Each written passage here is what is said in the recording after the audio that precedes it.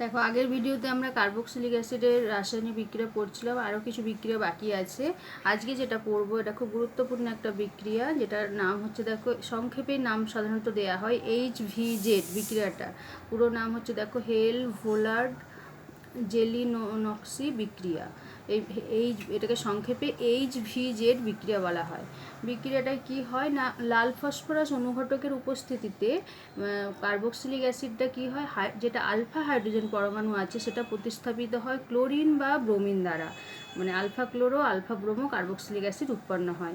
ধরো আমরা যদি অ্যাসিটিক অ্যাসিড নিই, CH3COH অ্যাসিটিক অ্যাসিড, তার সাথে ধরো ক্লোরিন, আর এই বিক্রিয়ায় অনুঘটক হিসেবে কাজ করছে লাল ফসফরাস। অনুঘটক হিসেবে লাল ফসফরাস উপস্থিতিতে বিক্রিয়া করে তৈরি হবে কি, এই কার্বক্সিলিক অ্যাসিডের পরের কার্বনটাই কিন্তু আলফা কার্বন। এই আলফা কার্বনে যে আলফা হাইড্রোজেন আছে, মানে কার্বনের সাথে যে হাইড্রোজেন যুক্ত আছে, এই হাইড্রোজেনটা প্রতিস্থাপিত হবে কি দ্বারা, এই হ্যালোজেন গ্রুপ দ্বারা, ক্লোরিন বা ব্রোমিন দ্বারা। দিয়ে তৈরি হয়ে যায়, দেখো, ClCH2COOH। দেখো, আলফা ক্লোরো অ্যাসিটিক অ্যাসিড। এবার যদি এই একই বিক্রিয়া ব্রোমিন দ্বারা প্রতিস্থাপিত করা হয়, যেমন এটা যদি প্রোপানোয়িক অ্যাসিড নিই, CH3CH2COOH, ব্রোমিন, Br2, লাল ফসফরাস, তীরচিহ্নের ওপরেও Br2 লাল ফসফরাস এইভাবেও দেওয়া থাকতে পারে, আমি এখানে প্লাস চিহ্ন দিয়ে দেখিয়েছি।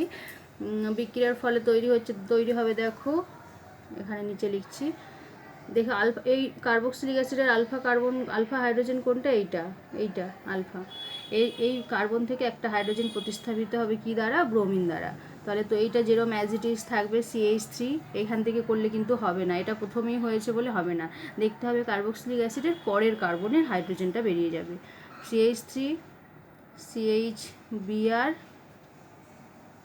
COOH, এইভাবে দেখো এই আলফা হাইড্রোজেন বেরিয়ে গেছে। এই বিক্রিয়াটার নামই হচ্ছে কিন্তু HVZ বিক্রিয়া। এই বিক্রিয়াটা খুব গুরুত্বপূর্ণ, অনেকবার পরীক্ষাতেও পড়েছে। তাহলে এইভাবে আমরা যেটা নাম দিয়ে একটা বিক্রিয়া পড়লাম, নাম সহ কিন্তু বিক্রিয়াটা মনে রাখতে হবে। এরপর আমরা যেটা পড়ব, কার্বক্সিলিক অ্যাসিডের যে অ্যারোমেটিক কার্বক্সিলিক অ্যাসিডের যে বেঞ্জিন রিং বা বলয়, বেঞ্জিন বলয়ের হাইড্রোজেন পরমাণুর প্রতিস্থাপন।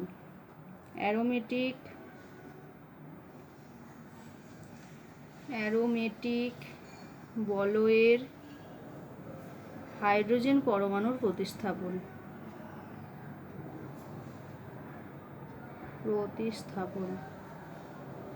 অর্থাৎ আমরা এটা পড়বো অ্যারোমেটিক কার্বক্সিলিক অ্যাসিড।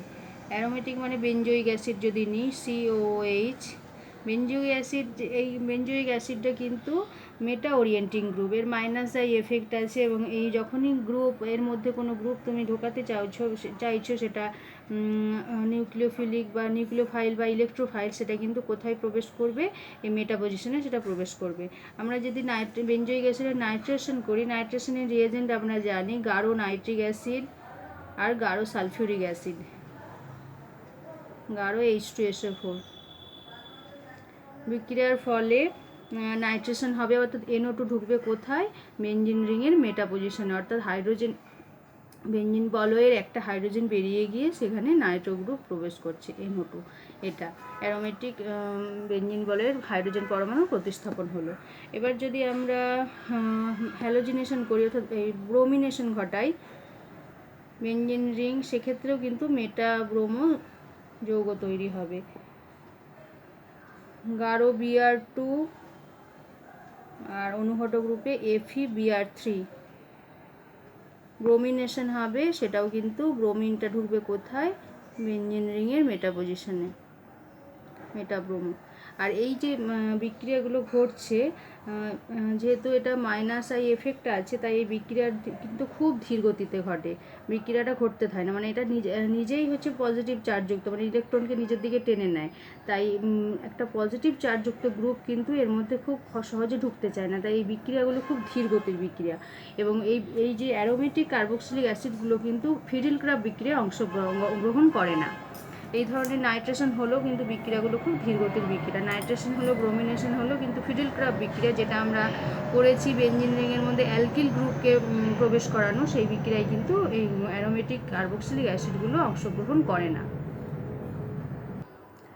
এবার আমরা যেটা পড়বো কার্বক্সিলিক অ্যাসিডের শনাক্তকরণ। এই শনাক্তকরণ কিভাবে করা হয় আমরা অলরেডি পড়ে এসেছি, তাও আর একবার শনাক্তকরণ হিসেবে জেনে নেব যে কিভাবে শনাক্ত করা হয়, এবং এটা তোমাদের 12 প্র্যাকটিক্যালেও কিন্তু আছে। 1 নাম্বার, কার্বক্সিলিক অ্যাসিডকে শনাক্ত করি যেহেতু করবো কিভাবে না, যেহেতু এটা অ্যাসিড তাই এটাকে আমরা শনাক্ত করব কি, লিডমাসের সাহায্যে। এটা নীল লিডমাসকে লাল করে, লিডমাসের সাহায্যে কি, নীল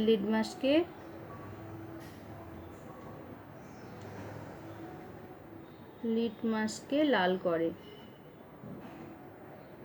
এটা একটা শনাক্তকরণ, এটা একটা প্রিলিমিনারি মানে নিশ্চয়ক না, এইভাবে আমরা শনাক্ত করতে পারবো হ্যাঁ এটা কার্বক্সিলিক হতে পারে।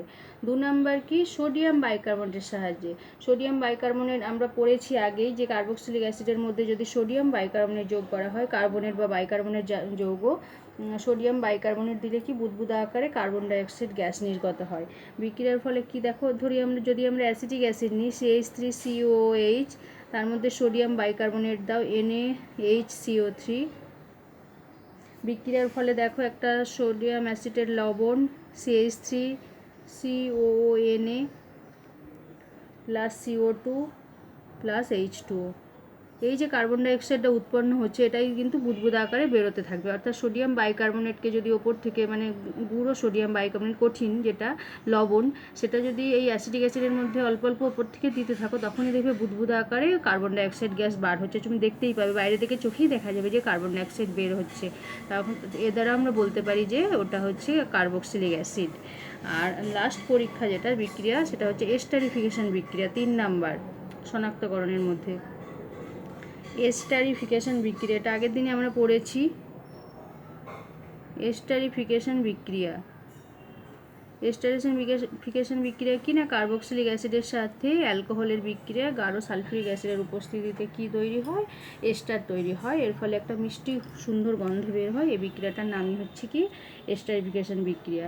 ধরো কার্বক্সিলিক অ্যাসিড নিলাম যে কোনো RCOH, তার মধ্যে অ্যালকোহল নিলাম ইথাইল অ্যালকোহল C2H5OH, বিক্রিয়ার ফলে গাঢ় সালফিউরিক অ্যাসিডের উপস্থিতিতে বিক্রিয়াটা ঘটে। এক্ষেত্রে গাঢ় সালফিউরিক অ্যাসিড অনুঘটক রূপে কাজ করে, আর বিক্রিয়াটা হচ্ছে উভমুখী বিক্রিয়া।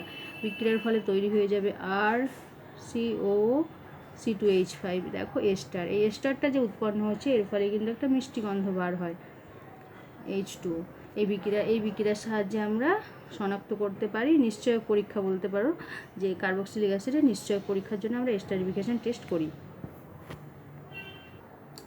আমরা কার্বক্সিলিক অ্যাসিডের রাসায়নিক ধর্ম পড়েছি, এবার একটু ভৌত ধর্ম পড়তে হবে। ভৌত ধর্ম মেনলি যেটা আমরা আজকে পড়বো কার্বক্সিলিক অ্যাসিডের অম্লধর্মিতা।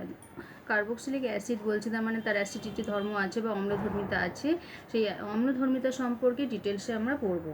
ধরো যে কোনো একটা কার্বক্সিলিক অ্যাসিড নিয়ে নিচ্ছি RCOOH, আর আমরা অ্যাসিড কাকে বলেছি না যা H+ দান করতে পারে, খুব সহজে H+ আয়ন, জলীয় দ্রবণে H+ আয়ন দেয়, যেটা আর্হেনিয়াসের তত্ত্ব অনুযায়ী। অর্থাৎ বেশি সব মানে আমরা নর্মাল অ্যাসিডের সংজ্ঞাতে আর্হেনিয়াসের তত্ত্ব অনুযায়ী যে জানি যে সকল পদার্থ মানে হাইড্রোজেন ঘটিত যে সকল পদার্থ জলীয় দ্রবণে H+ আয়ন দেয়, অর্থাৎ H+ আয়ন প্রবণতা যার যত বেশি তার অ্যাসিডিটি কিন্তু তত বেশি হবে। এবার কার্বক্সিলিক অ্যাসিডের গ্রুপের ক্ষেত্রে দেখে নেব, কার্বক্সিলিক অ্যাসিডের ক্ষেত্রে আমরা দেখে নেব যে এই কার্বক্সিলিক অ্যাসিডের H+ দান করার প্রবণতা কত বেশি। অর্থাৎ অম্লধর্মিতা দুটো বিষয়ের উপর নির্ভর করে, একটা হচ্ছে প্রোটন দানের প্রবণতা বা H+ আয়ন দানের প্রবণতা। আরেকটা 2 নাম্বার কি, এটা তোমরা পড়েছো অ্যাসিডের আগে যখন অ্যাসিড পড়েছো ক্লাস 11-এ। আরেকটা যেটা হচ্ছে কি প্রোটন দানের ফলে যে অ্যানায়ন উৎপন্ন হয় যেটাকে বলা হচ্ছে অনুবন্ধী ক্ষারকের স্থায়িত্ব। অ্যানায়ন যেটা প্রোটন দান করার পরে ধরো এটা যখন প্রোটন দান করবে দিয়ে এইটা তো তৈরি হবে RCO- প্লাস H+, এই যে অ্যানায়নটা উৎপন্ন হলো এটার নাম কিন্তু অনুবন্ধী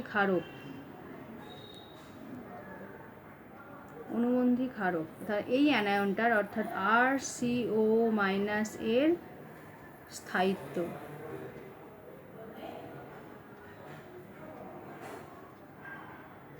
এই দুটো বিষয়ের উপর নির্ভর করে, একটা হচ্ছে প্রোটন দানের প্রবণতা আর একটা হচ্ছে যে অ্যানায়নটা উৎপন্ন হচ্ছে প্রোটন দানের ফলে তার স্থায়িত্ব।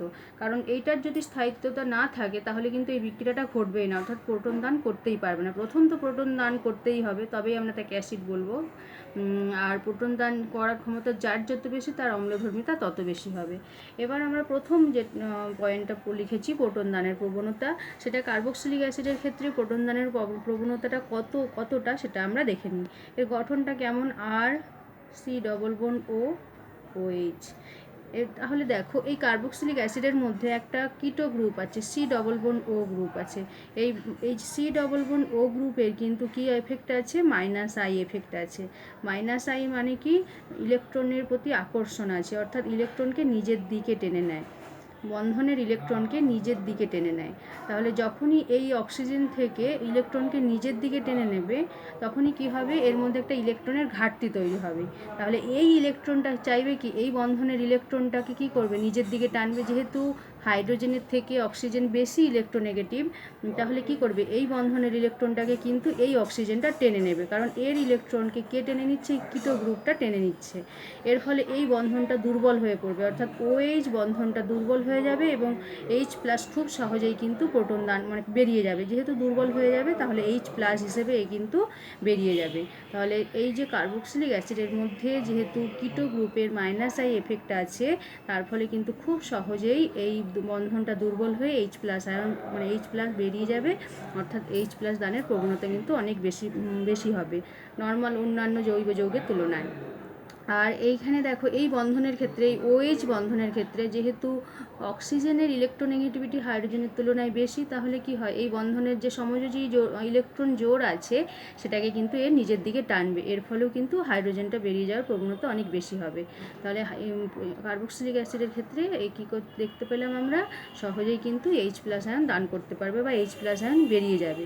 H+ দানের প্রবণতা কিন্তু অনেক বেশি হবে, 1 নম্বর পয়েন্ট হলো। এবার 2 নম্বর দেখবো আমরা RCO- স্থায়িত্ব, অর্থাৎ যেটা অনুবন্ধী ক্ষারক উৎপন্ন হচ্ছে তার স্থায়িত্বটা কতটা। প্রথমে আমরা দেখে নেব যে কার্বক্সিলিক অ্যাসিডের যে গঠন আমরা লিখেছি, RC ডবল বন্ড ও, এইভাবে একটু লিখি, OH, এটা normal carboxylic acid.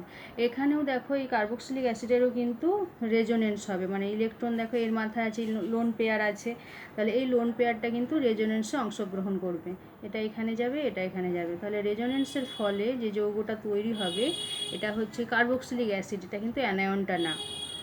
RC double bond O- H, এইটা এদেরও রেজোনেন্স হচ্ছে, এটা মাইনাস কিন্তু।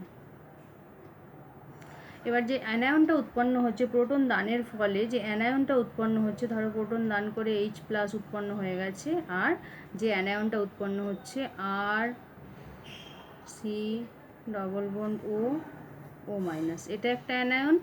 আর রেজোনেন্সের ফলে যে অ্যানায়নটা উৎপন্ন হবে, ধরো এই মাইনাসটা এখানে গেল, এটা এখানে এলো, RC O- double bond O। দেখো প্রথম যেটা কার্বক্সিলিক অ্যাসিড ছিল তাদের মধ্যেও রেজোনেন্স হয়েছে, কিন্তু এই রেজোনেন্স স্ট্রাকচারের তুলনায় এই কার্বো অ্যানায়নের যে এই যে অ্যানায়নটা উৎপন্ন হয়েছে কার্বক্সিলেট অ্যানায়ন, তার রেজোনেটিং স্ট্রাকচারটা কিন্তু অনেক বেশি স্টেবল। কেন সেটা তোমরা ক্লাস 11-এ পড়েছো, কোন ধরনের রেজোনেটিং স্ট্রাকচারগুলো স্থায়িত্বতা লাভ করে, মানে দুজনেরই স্থায়িত্বতা লাভ করবে। এও এনার্জি ত্যাগ করে, এই যে কার্বক্সিলিক অ্যাসিড যেটা, এও কিন্তু এনার্জি বর্জন করে কি করবে, স্থায়িত্বতা লাভ করবে, কিন্তু এর তুলনায় কম। কারণ কি দেখো, এখানে এই যে রেজোনেটিং স্ট্রাকচারটা তৈরি হয়েছে সেখানে দেখো একটা ইলেকট্রোনেগেটিভ গ্রুপের মাথায় দেখো পজিটিভ চার্জ আছে, এটা কিন্তু আনস্টেবল স্ট্রাকচার একটা। আর এখানে চার্জের যে মানে একই ধরনের স্ট্রাকচার তৈরি হয়নি, মানে এটার যা গঠন ছিল এই স্ট্রাকচারটার, এটার গঠনটা কিন্তু আলাদা, মানে চার্জ ডিস্ট্রিবিউশন হয়েছে। কিন্তু এক্ষেত্রে দেখো রেজোনেন্স হয়েছে, রেজোনেন্সের ফলে কিন্তু একই সমস্ত একই গঠনযুক্ত দুটো রেজোনেটিং স্ট্রাকচার তৈরি হয়েছে, তাই এরা কিন্তু বেশি স্টেবল কার তুলনায়, এটার তুলনায়। তাহলে দেখো অনুবন্ধী ক্ষারক যেটা উৎপন্ন হচ্ছিল কার্বক্সিলিক অ্যাসিডের, তারাও কিন্তু স্থায়িত্বতা লাভ করছে এই রেজোনেন্সের ফলে, এবং এর স্থায়িত্বতা অনেকটা পরিমাণ বেশি এই দিকে যে কার্বক্সিলিক অ্যাসিডের যে রেজোনেন্স হয়েছে বা কার্বক্সিলিক অ্যাসিডের তুলনায়। তাই এই বিক্রিয়াটা কিন্তু স্বতঃস্ফূর্ত, মানে সহজেই এই বিক্রিয়াটা সম্ভব।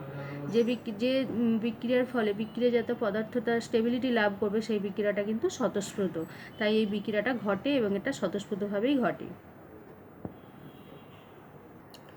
দেখো, আগে আমরা দেখে নিলাম কার্বক্সিলিক অ্যাসিড কেন অম্লধর্মী বা অম্লধর্মিতা কী কী বিষয়ের ওপর নির্ভর করে সেটা দেখে নিয়েছি। এবার যেটা আমরা পড়ব, কার্বক্সিলিক অ্যাসিড আর অ্যালকোহলের অম্লধর্মিতার তুলনা। কার্বক্সিলিক অ্যাসিড তো ধর্ম বর্তমান, কিন্তু কার অম্লধর্মিতা বেশি সেটা আমরা দেখে নেব। দেখো, অ্যালকোহল মানে কি, ROH। এই অ্যালকোহলের এর যদি প্রোটনদানের প্রবণতা দেখি, এর কিন্তু প্রোটনদানের প্রবণতা আর কার্বক্সিলিক অ্যাসিড যদি লিখে নিই, RC+OOH অনেকটাই কম। কারণ এর যে -I, এর যে দেখো -I এফেক্ট আছে, মানে বন্ধনের ইলেকট্রনকে নিজের দিকে টেনে নেয়। কিন্তু এই আর গ্রুপের মানে OH এর সাথে যে গ্রুপটা যুক্ত আছে আর, এর কিন্তু +I এফেক্ট আছে। +I এফেক্ট মানে উল্টো, ইলেকট্রনকে এর দিকে ঠেলে দেবে।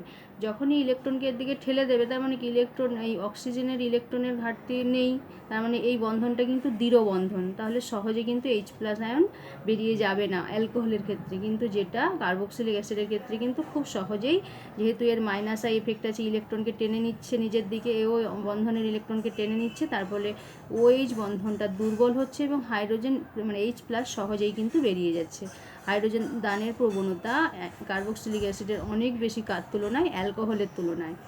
আর যদি আমরা অনুবন্ধী ক্ষারকের স্থায়িত্বতার ক্ষেত্রে দেখি, এর ক্ষেত্রে যে হাইড্রোজেন বেরিয়ে যাওয়ার পর যেটা তৈরি হবে, দেখো RO- + H+, অ্যালকোক্সাইড অ্যানায়ন যেটা তৈরি হবে, এর কিন্তু কোনো রেজোনেন্স স্টেবিলিটি নেই। আমরা দেখলাম আগেই কার্বক্সিলিক অ্যাসিডের রেজোনেন্স স্টেবিলিটি আছে, রেজোনেন্সের ফলে স্থায়িত্বতা লাভ করছে, যেটা এইটা তৈরি হয়েছিল, যেটা এই যে RCOO-, এইটার কিন্তু রেজোনেন্স স্টেবিলিটি আছে +H+।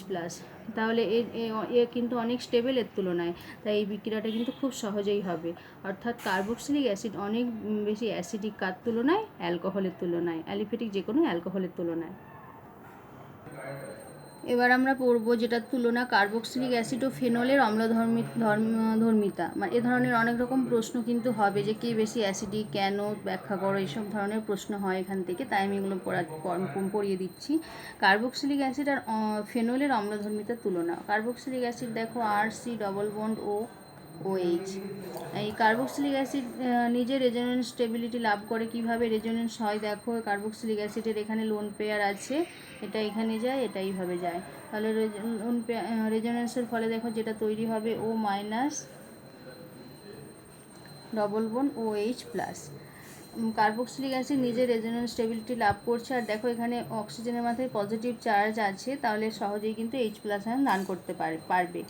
আর ফেনলও কিন্তু রেজোনেন্স স্টেবিলিটি লাভ করে। দেখো ফেনল OH, ফেনলের মাথাতেও দেখো লোন পেয়ার আছে, এটা রিংয়ের মধ্যে যাবে, গিয়ে রেজোনেন্স ফলে কি দেখো কি স্ট্রাকচার তৈরি করবে, দেখো OH+,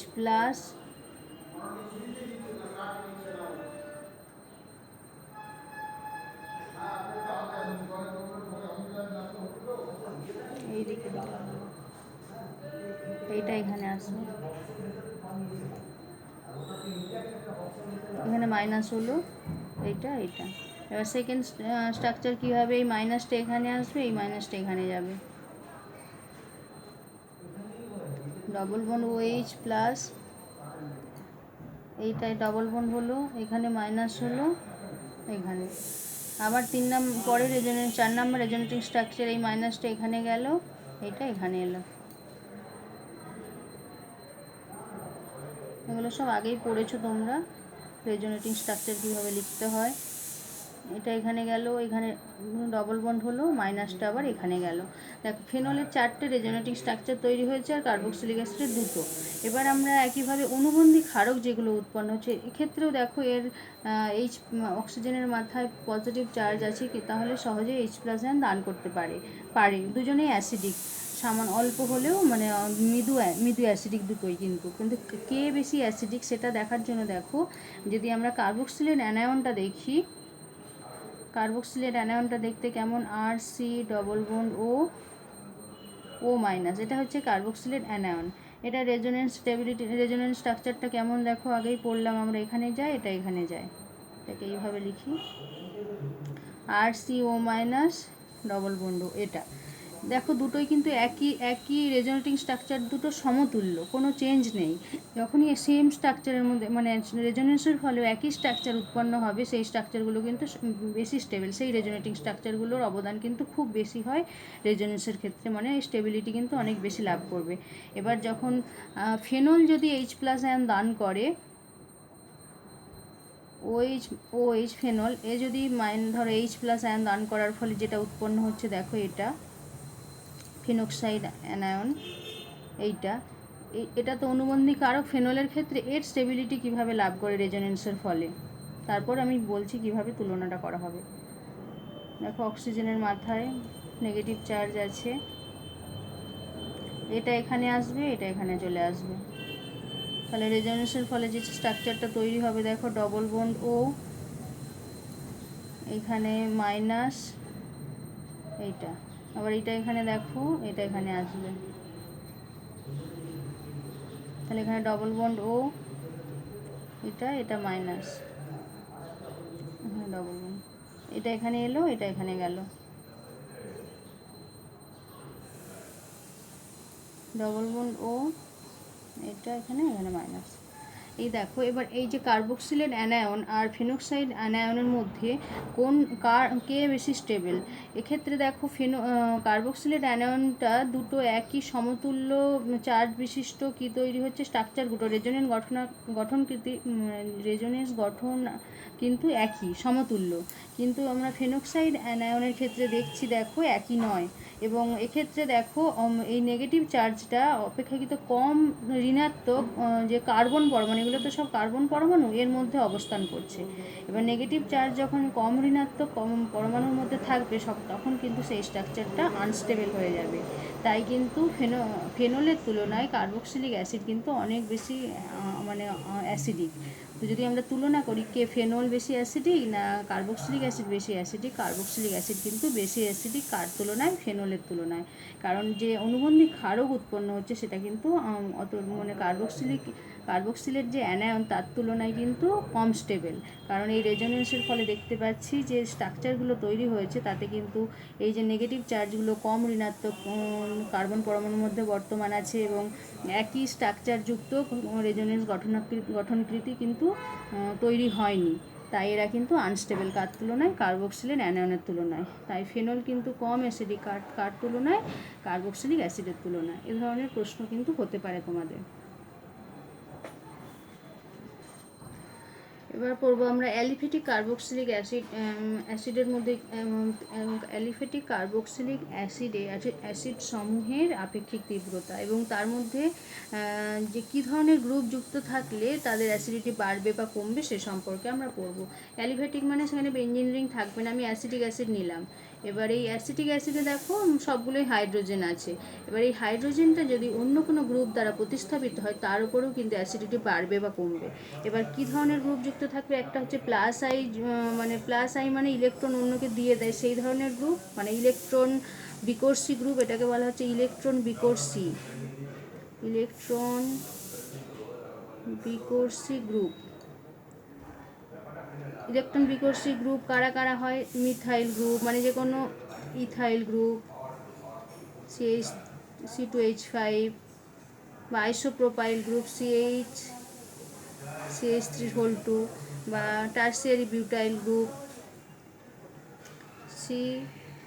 CH3 এরা কি ইলেকট্রনকে বন্ধনের ইলেকট্রনকে অন্যের দিকে ঠেলে দেয়, এটা এই জন্য বলা হচ্ছে ইলেকট্রন বিকর্ষী গ্রুপ।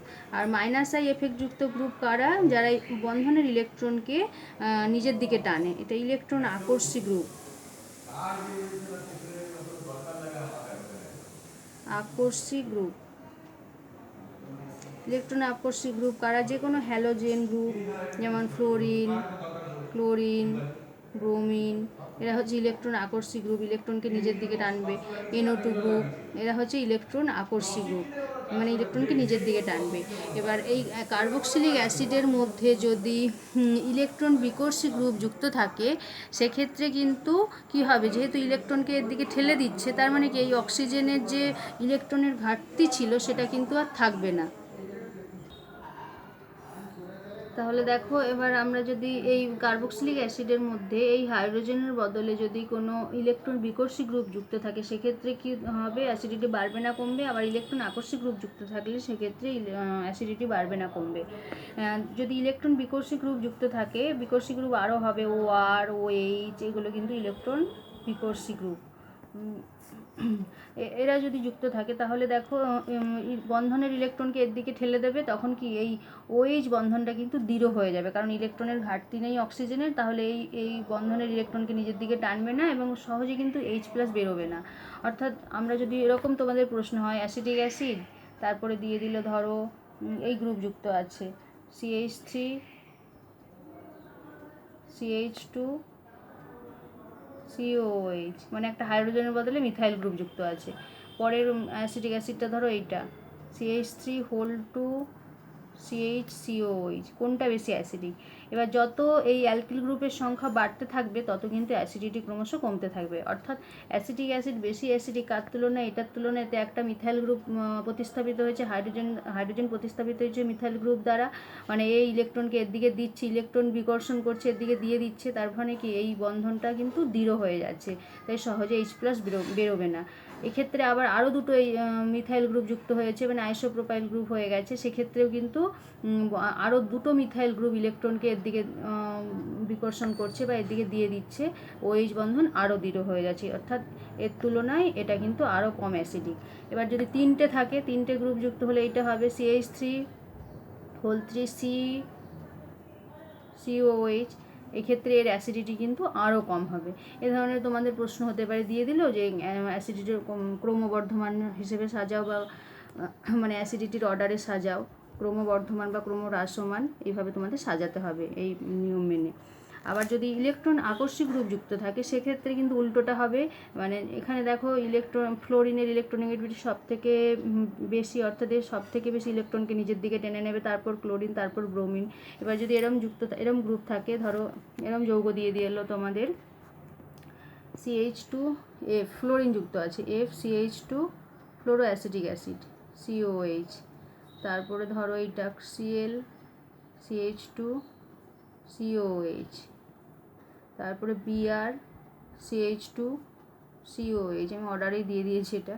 তার মানে ফ্লোরিনের যেহেতু ইলেকট্রোনেগেটিভিটি সব থেকে হাই, তার মানে এ বন্ধনের ইলেকট্রনকে সব থেকে বেশি নিজের দিকে টেনে নেবে, এর ফলে এই OH বন্ধনটা কিন্তু দুর্বল হয়ে পড়বে এবং সহজে H+ বেরিয়ে যাবে, তার মানে এর সব থেকে বেশি অ্যাসিডিক। তারপর ফ্লোরিনের তুলনায় ক্লোরিনের ইলেকট্রোনেগেটিভিটি সামান্য কম, তাই এর তুলনায় এর অ্যাসিডিটি কিন্তু কম হবে, মানে এটা তারপরে অ্যাসিডিক। আর ব্রোমিনের আরও কম, তাই ব্রোমিনের এর তুলনায় ব্রোমিনের অ্যাসিডিটি আরও কম। এবার যদি অ্যাসিটিক অ্যাসিড দেয়া থাকে, তার মানে অ্যাসিটিক অ্যাসিডের অ্যাসিডিটি সব থেকে কম, কিন্তু এতে যেহেতু কোনো ইলেকট্রন আকর্ষী গ্রুপ নেই। এবার যদি আমরা হ্যালোজেন গ্রুপের সংখ্যা বাড়াই, ধরো এখানে দিয়েছিলাম একটা ফ্লোরিন যুক্ত আছে, এবার যদি দুটো ফ্লোরিন যুক্ত বা তিনটে ফ্লোরিন যুক্ত দেওয়া হয়, তাহলে কিন্তু তার অ্যাসিডিটি আরও বেশি হবে। অর্থাৎ যদি আমরা এরকম গ্রুপ দিই,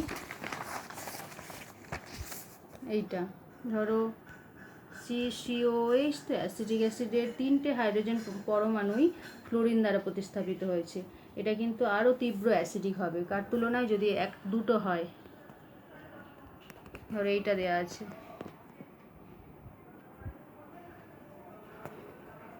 এখানে দুটো আছে, তার মানে এর মধ্যে তিনটে ফ্লোরিন আছে, তিনজনে ইলেকট্রনকে নিজের দিকে টানছে, মানে এটা আরও দুর্বল হয়ে পড়ছে এবং খুব সহজেই বেরিয়ে যাবে, অর্থাৎ এটা তীব্র অ্যাসিডিক, তার তুলনায় এটা কম। আবার যদি একটা থাকে, সেটা হচ্ছে আরও কম। একটা ফ্লোরিন আছে, দুটো হাইড্রোজেন আছে। আর অ্যাসিটিক অ্যাসিড তো আরোই কম, কারণ যেহেতু তাতে কোনো ইলেকট্রন আকর্ষক গ্রুপই নেই। এইভাবে বিভিন্ন ধরনের প্রশ্ন কিন্তু তোমাদের হতে পারে, বিভিন্ন অর্ডারে সাজাতে বলতে পারে, বা কার অ্যাসিডিটি বেশি, কেন, ব্যাখ্যা করো, এই ধরনের বিভিন্ন রকম প্রশ্ন কিন্তু এখানে হতে পারে। একটা হচ্ছে গ্রুপ, কোন ধরনের গ্রুপ যুক্ত আছে এবং গ্রুপের সংখ্যা যদি আমরা বাড়াই সেভাবে কিভাবে নির্ভর করছে সেই সংক্রান্ত বিভিন্ন রকম প্রশ্ন আসবে। আরেকটা ওই নির্ভর করে যে এই যে গ্রুপগুলো যুক্ত আছে কোথায় যুক্ত আছে, এই আলফা কার্বনে যুক্ত আছে না দূরে যুক্ত আছে। দূরে যদি যুক্ত থাকে সেক্ষেত্রে কিন্তু অ্যাসিডিটি কমবে। যেমন ধরো এইটা একটা গ্রুপ দেওয়া আছে, ধরো CH3, এটা COH, অ্যাসিটিক অ্যাসিড দেওয়া হলো, এরকম 3টে গ্রুপ দেওয়া থাকলো তোমাদের। ধরো এবার Cl, CH2, COH, এটা একটা গ্রুপ, এটা একটা যৌগ দেওয়া থাকলো, আর একটা দেওয়া থাকলো Cl, CH2, COH। 3টের মধ্যে বললো কে বেশি অ্যাসিডিক, অর্ডার মানে ক্রমবর্ধমান অ্যাসিডিটি অর্ডার অনুযায়ী সাজাও, ক্রমশ অ্যাসিডিটি বাড়বে সেই অনুযায়ী সাজাও। এই ধরনের যদি বলা থাকে সেক্ষেত্রে দেখো, এইটা করে দিই, এইটা করে দিই, এটা ধরো এই কার্বনের সাথে এটা হাইড্রোজেন, একটা হাইড্রোজেন Cl2CH COH, এটা একটা, এই কার্বনের সাথে দুটো ক্লোরিন যুক্ত আছে, এখানে একটা ক্লোরিন আর এখানে ক্লোরিন যুক্ত আছে কিন্তু একটা কার্বন পরমাণুর পরে। সেক্ষেত্রে দেখো যেটাতে আলফা কার্বনের সাথে দুটো ক্লোরিন যুক্ত আছে তার অ্যাসিডিটি কিন্তু সব থেকে বেশি। এবার এখানে একটা আছে এর কম, আর এখানে যেহেতু একটা কার্বন পরমাণুর পরে আছে, মানে এই কার্বনটাতে নেই, তাই যেহেতু দূরত্ব বেড়ে যাচ্ছে এই গ্রুপটার তুলনায়, সেক্ষেত্রে কিন্তু এর অ্যাসিডিটি সব থেকে কম হবে। দুটোর ক্ষেত্রেই একটা ক্লোরিন আছে, কিন্তু এর ক্ষেত্রে যেহেতু একটা কার্বন পরমাণুর পরে আছে, এটা আলফা কার্বনে নেই, বিটা কার্বনে আছে ক্লোরিনটা, আর এটা আলফা কার্বনে ক্লোরিনটা যুক্ত আছে। যেহেতু দূরত্ব বেড়ে যাচ্ছে কার্বক্সিলিক অ্যাসিড থেকে এই ইলেকট্রন আকর্ষী গ্রুপের, সেক্ষেত্রে কিন্তু অ্যাসিডিটিটা কমে যাবে। এই ধরনের প্রশ্ন কিন্তু হতে পারে তোমাদের। এবার আমরা যেটা পড়বো, অ্যারোমেটিক আর অ্যালিফ্যাটিক কার্বক্সিলিক অ্যাসিডের মধ্যে অম্লধর্মিতার তুলনা। অ্যালিফ্যাটিক কোনটা, ধরো forming acid, first carboxylic acid হচ্ছে ফর্মিং অ্যাসিড, 2 নম্বর হচ্ছে অ্যাসিটিক অ্যাসিড। আর অ্যারোমেটিকের যদি ধরি আমরা বেনজোইক অ্যাসিড,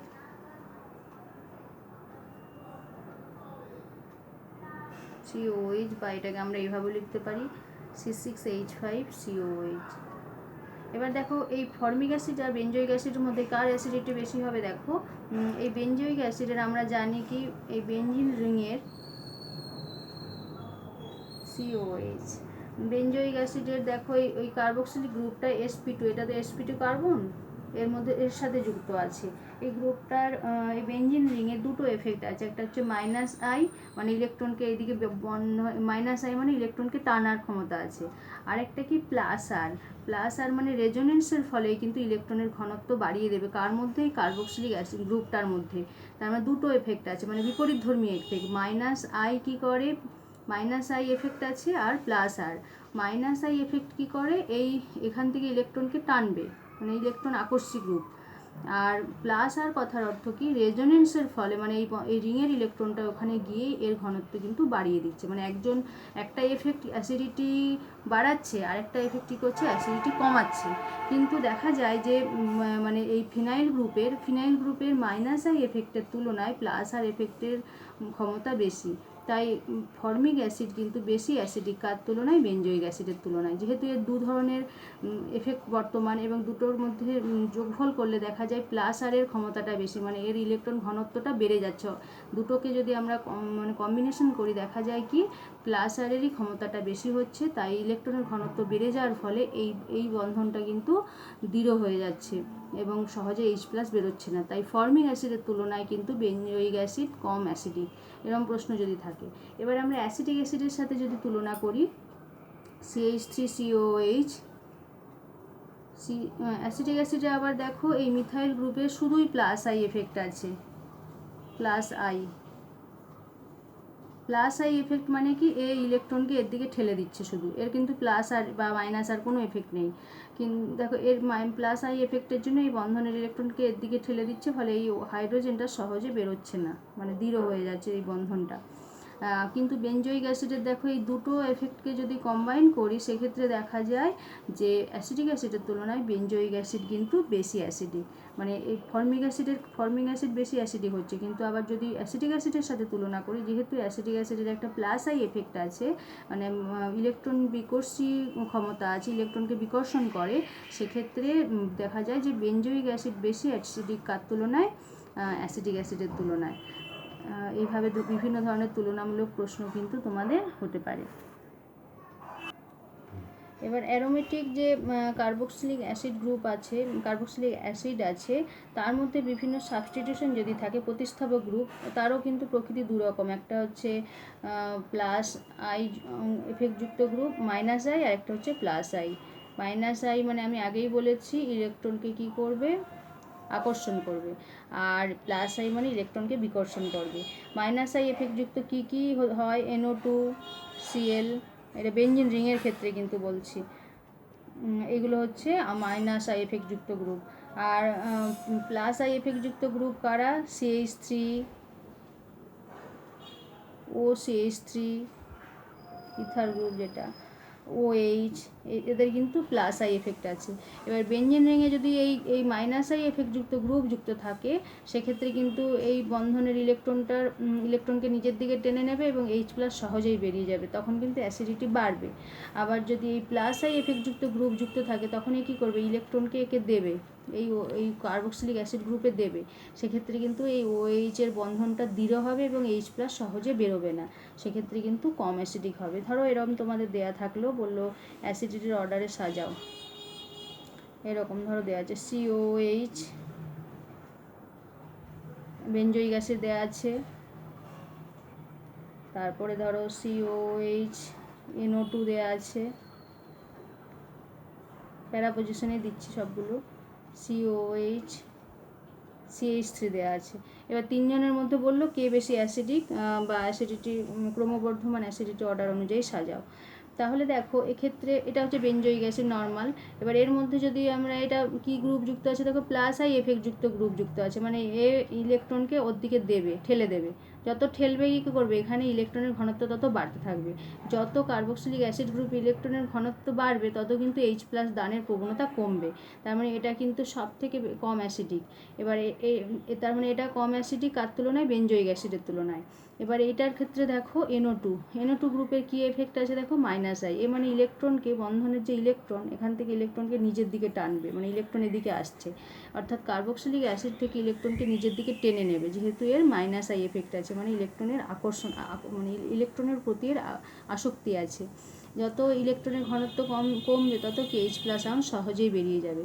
তাহলে কোনটা সব থেকে বেশি অ্যাসিডিক হয়ে যাচ্ছে, এইটা সব থেকে বেশি অ্যাসিডিক, তারপর এইটা, তারপর এটা যদি অর্ডারে সাজাতে বলে, সব থেকে বেশি অ্যাসিডিক হচ্ছে এইটা, এটা যদি ক্রমহ্রাসমান আমি সাজিয়ে দিলাম, COH, NO2, এটার অ্যাসিডিটি সব থেকে বেশি, তারপর কে অ্যাসিডিক, COH, তারপরে কে বেশি অ্যাসিডিক, COH, CH3, যেহেতু এর প্লাস আই এফেক্টযুক্ত গ্রুপ আছে, তাই তোমাদেরকে খেয়াল রাখতে হবে কী ধরনের গ্রুপ যুক্ত আছে, তার উপর নির্ভর করে কিন্তু অ্যাসিডিটির অর্ডারটা সাজাতে হবে। এবার দেখো আমরা জানি যে কোনো বেঞ্জিন রিংয়ের 3টে পজিশন থাকে, অর্থ, মেটা, প্যারা। আমরা আগেরটা পুরোটাই প্যারা পজিশনে গ্রুপগুলোকে যুক্ত করেছিলাম, কিন্তু যদি কোনো গ্রুপ, সেটা প্লাস আই এফেক্টযুক্ত গ্রুপ হোক বা মাইনাস আই এফেক্টযুক্ত গ্রুপ হোক, তারা যদি অর্থ পজিশনে থাকে, সবসময়ই কিন্তু অ্যাসিডিটিকে বাড়াবে। কেন অ্যাসিডিটিকে বাড়াবে, কারণ এক্ষেত্রে ইলেকট্রন টানা বা বর্জন করার জন্য নয়, এক্ষেত্রে যেহেতু এদের কাছাকাছি আছে, তাদের মধ্যে একটা স্টেরিক এফেক্ট হবে, মানে দুজনের মধ্যে ধাক্কাধাক্কির ফলে ওই যে ইলেকট্রন যে দেওয়া নেওয়ার ব্যাপারটা, সেটা কিন্তু বাধাপ্রাপ্ত হবে। এর ফলে কিন্তু ইলেকট্রনটা, এই যে হাইড্রোজেনটা সহজেই বেরিয়ে যেতে পারবে।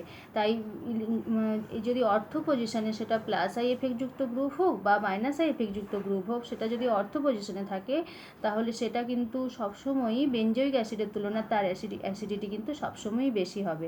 অর্থাৎ দেখো এখানে একটা মিথাইল গ্রুপ যুক্ত আছে, আবার এটা যখন দুটো মিথাইল গ্রুপ যুক্ত থাকবে, তার অ্যাসিডিটি কিন্তু আরও বেশি হবে। এটাই ঘটনাটাকে বলা হচ্ছে অর্থ প্রভাব।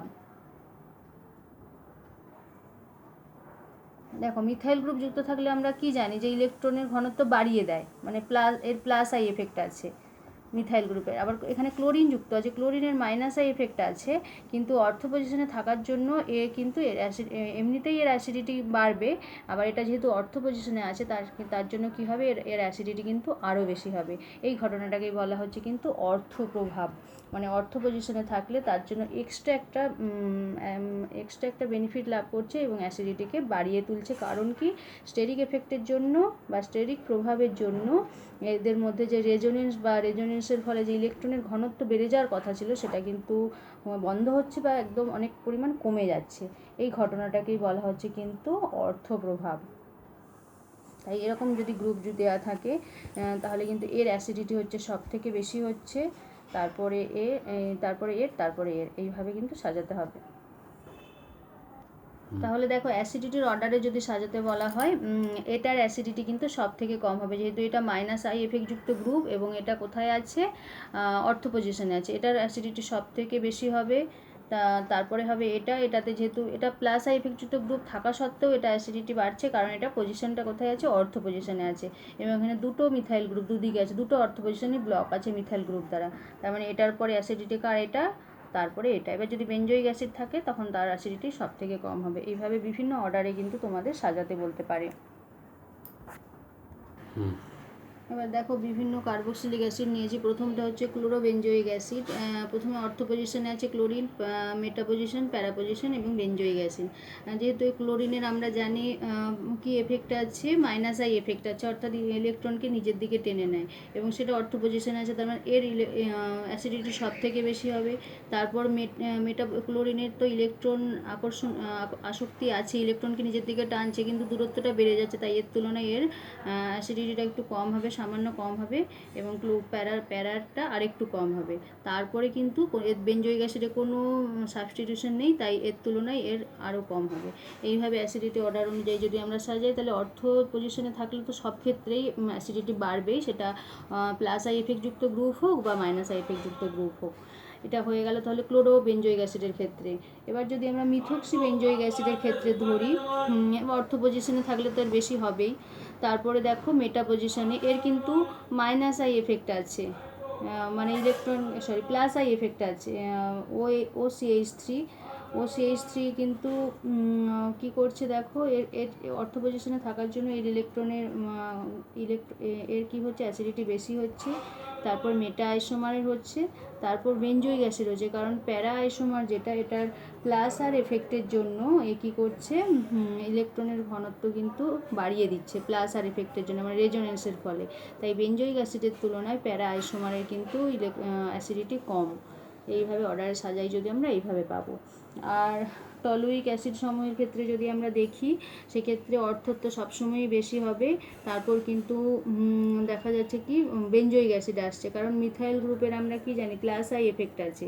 প্লাস আই মানে কি, ইলেকট্রনের ঘনত্ব বাড়িয়ে দেয়, বেঞ্জিন রিংয়ের মধ্যে ইলেকট্রনের ঘনত্ব বাড়িয়ে দেয়। তার মানে প্রথম হচ্ছে, যেহেতু এটা অর্থ পজিশনে থাকার জন্য সেটা প্লাস আই গ্রুপ এফেক্টযুক্ত গ্রুপ হোক বা মাইনাস আই এফেক্টযুক্ত গ্রুপ হোক, সেটা সবসময় কী হবে, অ্যাসিডিটি বাড়বে নর্মাল বেঞ্জয়িক অ্যাসিডের তুলনায়। তারপরে আসছে বেঞ্জয়িক অ্যাসিড, তারপর মেটা গ্রুপটা আসছে, কারণ প্যারা গ্রুপের আরও ইলেকট্রনের ঘনত্ব বাড়ায়, কার জন্য, হাইপার কনজুগেশনের জন্য। এইভাবে হাইপার কনজুগেশন হয়। এই যে হাইড্রোজেন তো এই তিনটে, এই যে নো বন্ড রেজোনেন্স যেটা বলা হয়, যে হাইড্রোজেনের এই ইলেকট্রনটা এইভাবে বন্ডের ভেতর ঢুকে গিয়ে এখানে ইলেকট্রনের ঘনত্ব বাড়িয়ে দেবে। তার জন্য প্যারা আইসোমারটার অ্যাসিডিটি সব থেকে কম, কার তুলনায়, মেটার তুলনায়। এইভাবে আমরা বিভিন্ন অর্ডারে যদি সাজাতে বলা হয়, কারণ অনুযায়ী সাজাতে হবে। ঠিক আছে, তাহলে শুধু ভৌত ধর্মের আমরা মানে অম্লধর্মিতাটাই বললাম। এই ধরনের বিভিন্ন রকম প্রশ্ন কিন্তু এইভাবে হতে পারে, তোমরা কারণ সহ কিন্তু প্র্যাকটিস করবে। ঠিক আছে, আজকে তাহলে এতদূর পর্যন্তই বললাম।